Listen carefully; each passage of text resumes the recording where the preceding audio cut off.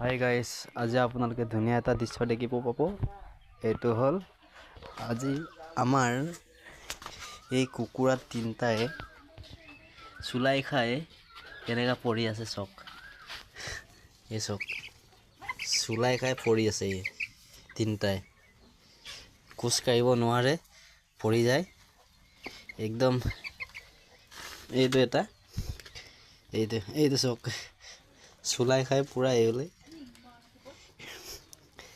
বৰি বাচিবনে নাবাচো নাজানো, কিন্তু এইটো অকণমান গৈছে, কিন্তু দুটাটো একেবাৰে নোৱাৰে।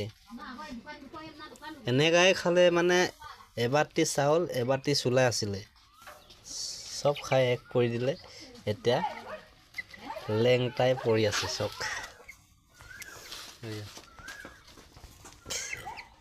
এইটো চক, খোজ কাঢ়িব নোৱাৰে।